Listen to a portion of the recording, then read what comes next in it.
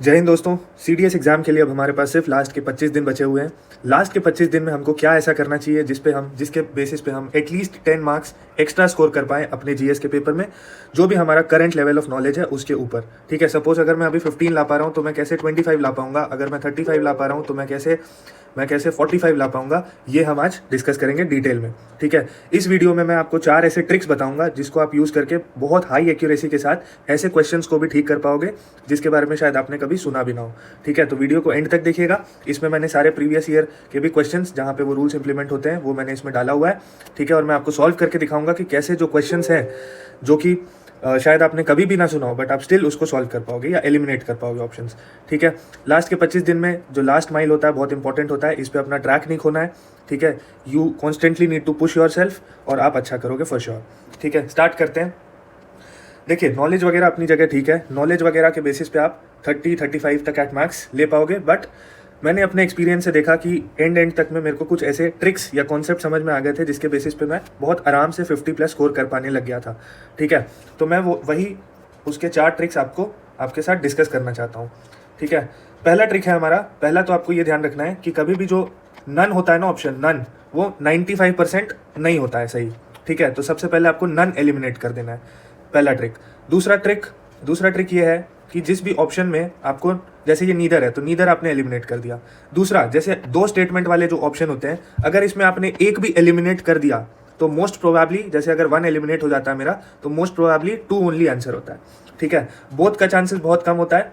और देखो, पहले 2020 से पहले जनरली बोथ हुआ करता था, बट अभी पैटर्न में चेंजेस आया है। ठीक है, अब बोथ नहीं होता है आंसर। 90% एक्यूरेसी के साथ ये ट्रिक काम कर सकता है। जहां पे भी आपने एक ऑप्शन एलिमिनेट कर लिया and you are not sure about the second option, आप सिर्फ 2 ओनली के साथ जाओ।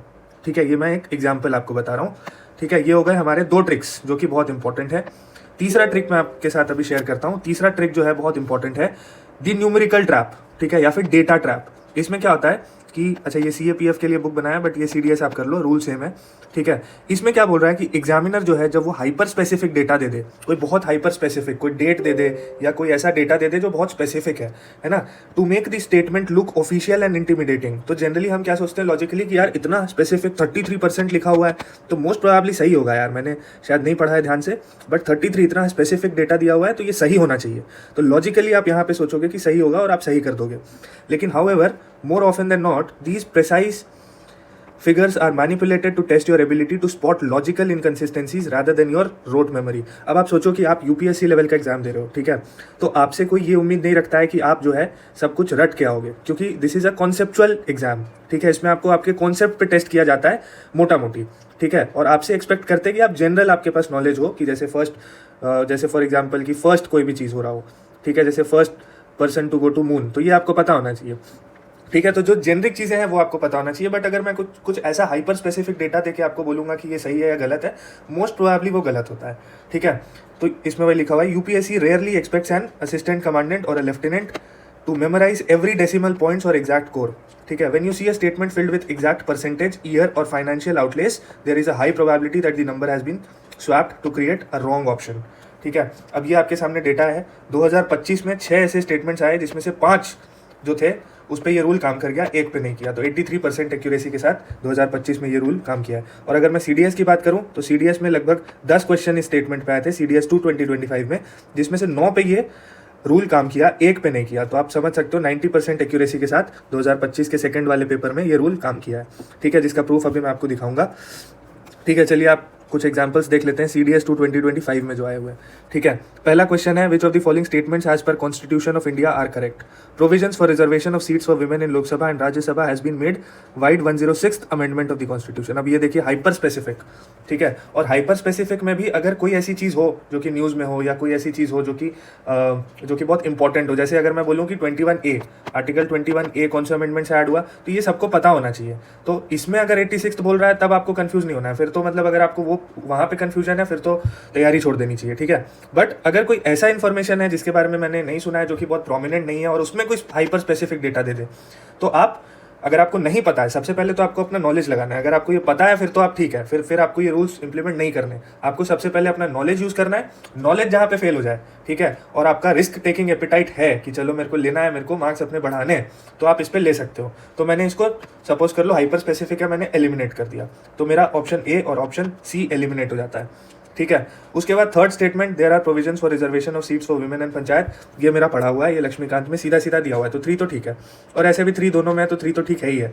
आपको अब डिसाइड करना है 2 के बेसिस पे।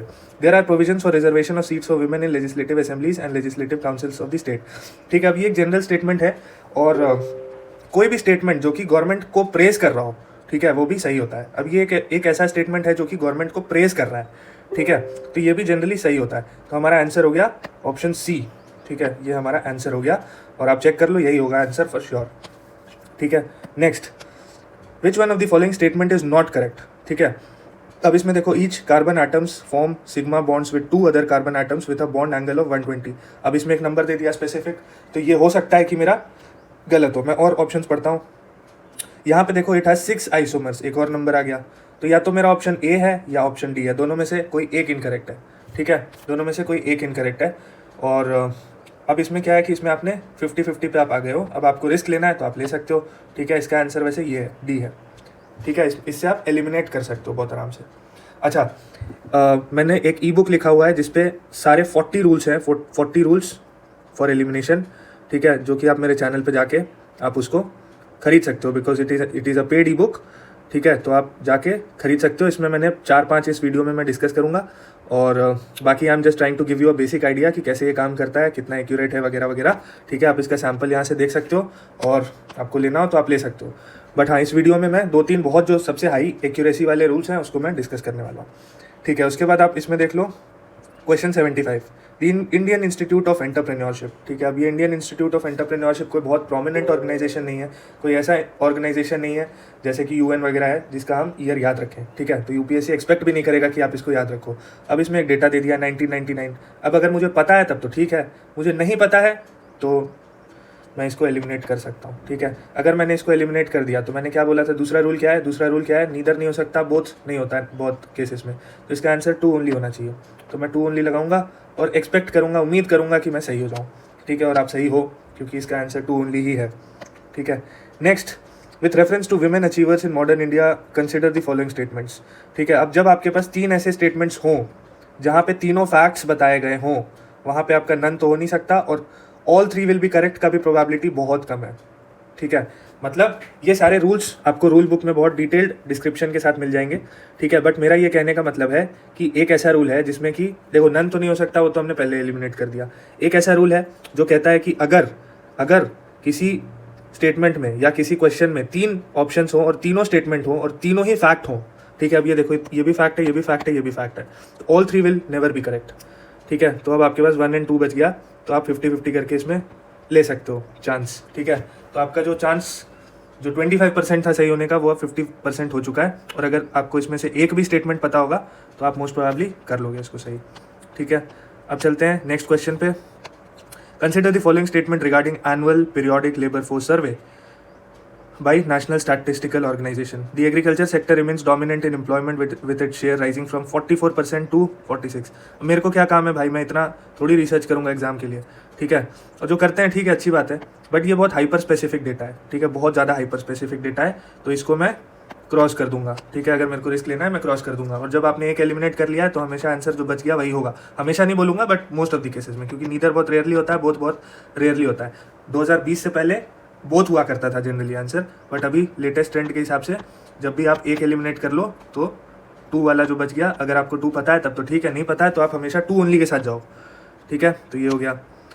फिर आते हैं question 105, which of the following statement with reference to national institute of disaster management is और are correct, it was constituted in year 2006। Again hyper specific data, cross under disaster management, एक cross कर दिया।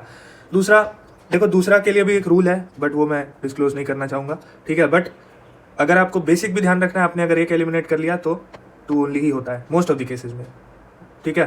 तो आप 2 only के साथ जाओ अगर आपको रिस्क लेना है तो, और 2 ओनली ही सही है इसका, ठीक है।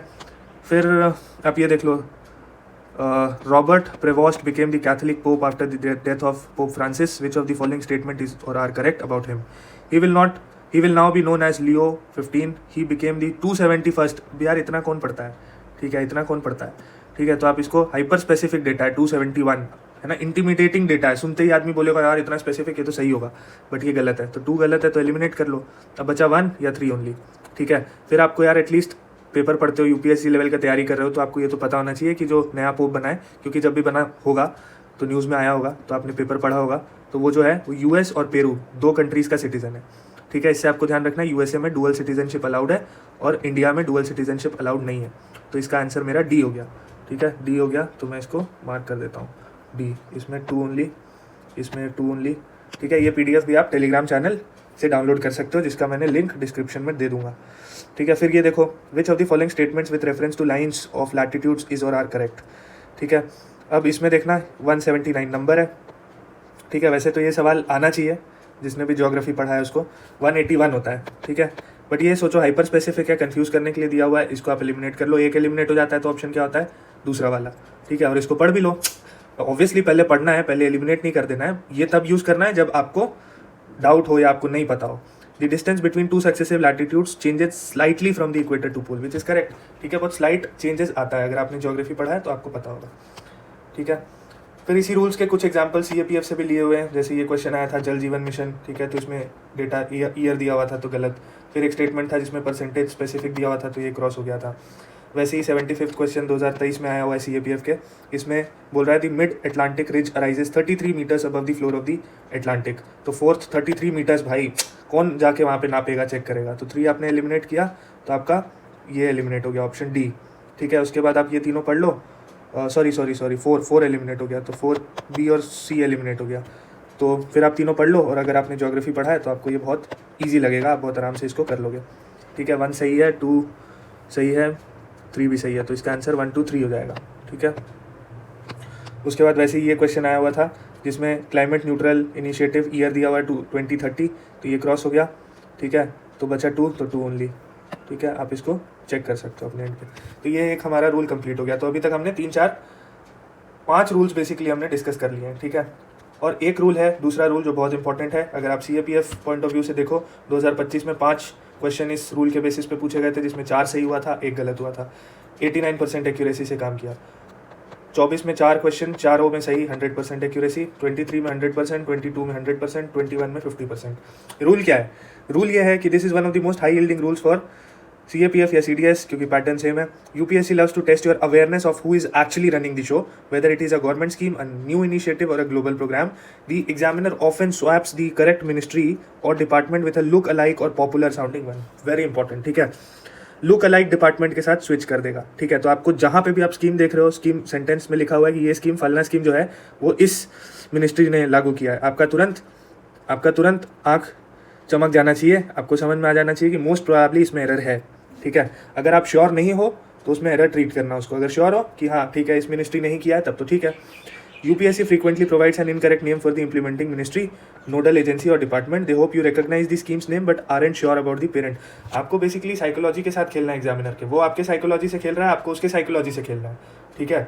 और ये जब आप बहुत अटेम्प्ट दे लेते हो, बहुत धक्का खा लेते हो, तो आपको समझ में आने लगता है धीरे धीरे, ठीक है। तो मैं आपको इसीलिए इसमें हेल्प करना चाहता हूँ। अच्छा, फिर यहाँ पे कुछ एग्जाम्पल्स हैं जो मैंने यहाँ पे डाले हैं, ये CAPF के हैं, ठीक है। पहला which of the statements given below is are correct, ठीक है। तो the national green hydrogen mission was approved by union cabinet, ठीक है। The ministry of environment, forest and climate change, government of India has launched the green hydrogen certification programme. अब ये जो programme है उसका एक मिनिस्ट्री के साथ नाम दिया हुआ है कि इस मिनिस्ट्री ने लॉन्च किया है, बट मैंने इस रूल के तहत क्या बताया कि मोस्टली नाम चेंज कर देता है, ठीक है। बट सिमिलर साउंडिंग सा कोई मिनिस्ट्री डाल देगा ताकि आप कंफ्यूज ना हो। अब आप पढ़ोगे फॉरेस्ट एंड क्लाइमेट चेंज और फिर ग्रीन हाइड्रोजन, आपको लगेगा हाँ ठीक है यार, लॉजिकली आपका दिमाग बोलेगा हाँ ठीक है, बट ये गलत है। और जैसे ही ये गलत हो गया तो आंसर क्या हो गया, 1 ओनली, ठीक है।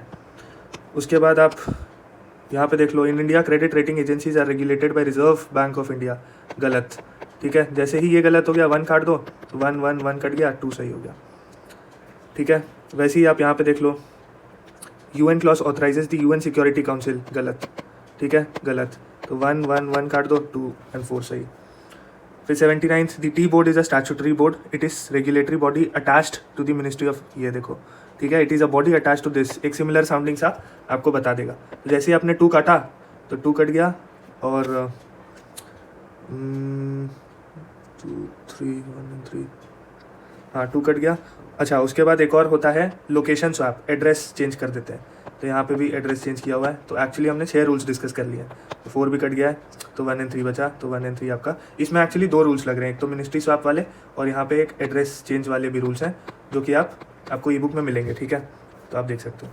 तो ठीक है, वीडियो को यहाँ तक रखते हैं। अगर आपको पसंद आया हो, आप चाहते हो कि मैं किसी और टॉपिक पे वीडियो बनाऊँ, तो आप कमेंट सेक्शन में बता सकते हो, ठीक है। You can use these rules and you can actually thrive in the exam, and this is for somebody, जो कि अगर आप यहाँ तक रुके हो, बात सुन रहे हो, तो this is for somebody who are stuck at 15-20 वाले लेवल पे, जो कट ऑफ क्लियर नहीं कर पा रहे हैं, या फिर कुछ ऐसे लोग हैं जो 35-40 पे हैं और वो चाहते हैं, जिनका इंग्लिश वीक है, वो चाहते हैं 50 प्लस जाना, उनके लिए भी ये काम करेगा।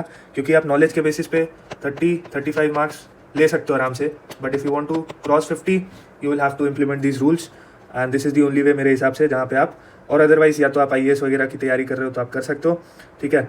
बट मेरे हिसाब से ये सारे ट्रिक्स आप अपनाओगे, आप 50 प्लस चले जाओगे। मैंने यही किया था अपने लास्ट अटेम्प्ट में, एंड आई कुड क्रॉस और I could near 50 very easily, ठीक है।